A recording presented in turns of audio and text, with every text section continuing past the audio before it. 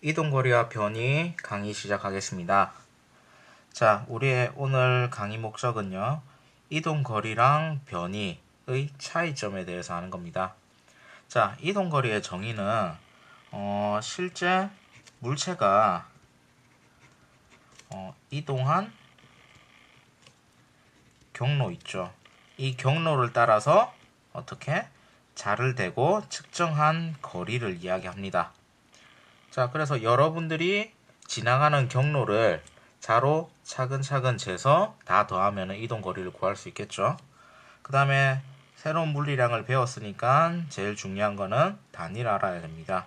자, 이동거리는 길이의 단위이기 때문에 당연히 단위는 미터를 씁니다.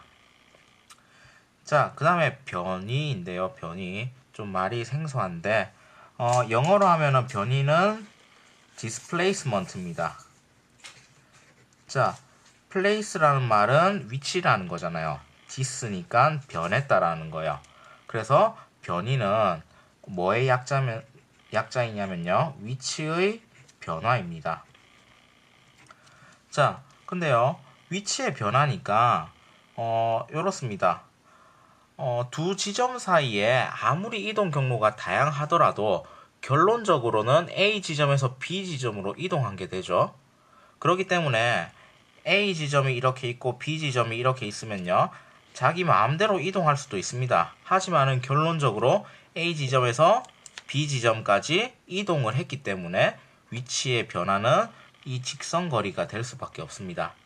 그래서 변이는 두 점 사이의 글자가 안 이쁘네요. 두 점 사이의 직선 거리입니다. 지금 막 떨어지는 거는 멍멍이가 책상에 올라와가지고 막 물건을 건드리는 거예요.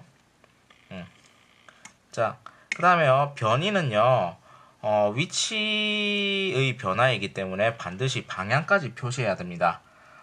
왜 그러냐면요. A에서 B 지점까지 뭐 5m 위치가 변했다라고 얘기할 때요. 이쪽 방향으로 5m 변하면은 B 지점이 나오는데 이쪽 방향으로 움직이면은 C 지점이 나오기 때문에 반드시 방향을 표시를 해줘야 돼요. 그래서 변이는 뭐가 중요하다? 방향이 중요합니다.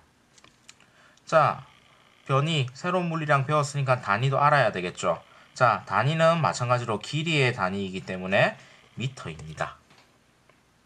자, 참고로요. 이제 스칼라량이랑 벡터량 요 양의 차이를 알아야 되는데요. 스칼라량은요. 오로지 크기만으로 이 물리적인 의미를 충분히 나타낼 수 있는 양을 얘기합니다. 그래서요. 뭐가 없냐면요. 방향을 나타낼 필요가 없어요.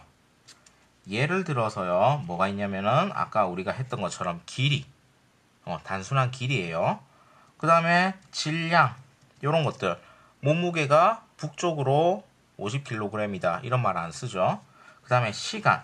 시간은 방향성이 일정하죠. 그렇기 때문에 방향을 나타낼 필요가 없습니다. 과거에서 미래로 밖에 안 가니까요.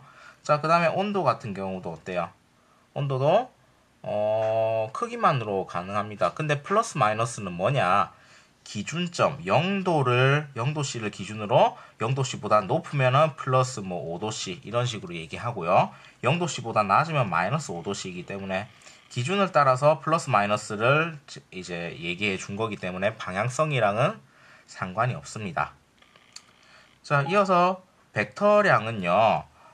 스칼라량에다가 조금 더 정교하게 해서 크기뿐만 아니고 방향까지 고려해야 되는 물리량입니다. 자, 대표적인 예로서요. 힘이 있습니다. 힘. 어떤 물체가 이렇게 있으면요. 이 물체를 이쪽으로 10N, 나중에 뉴턴은 배울 거예요. 10N의 힘으로 밀면요. 이 물체는 오른쪽으로 움직이겠죠. 근데 이번에는 반대로요. 이런 방향으로 10N의 힘을 가해주면은 어떻게 됩니까? 물체가 왼쪽으로 움직이겠죠. 그래서요. 힘은요. 크기뿐만 아니고 방향까지 중요합니다. 왜 그러냐? 힘의 효과가 달라지기 때문에 그렇습니다. 그 다음에 우리 아까 배운 변이. 어느 쪽으로 가느냐에 따라서 B 지점이 나오느냐, C 지점이 나오느냐 차이가 있습니다. 멍멍아, 좀 내려가라. 스키야. 자, 예시를 한번 들어봅시다. 자, 이동 거리가요. 이러한 상황이 있어요. A 지점에 있는 사람이 B 지점으로 갔다가 C 지점까지 갑니다.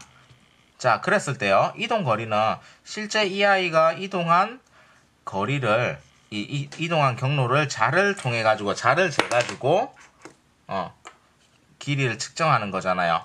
그래서 이동 거리는 어떻게 됩니까? 30m 갔고 40m 갔으니까 70m가 됩니다. 자, 근데 변이는요. 이 새끼야, 일로 와.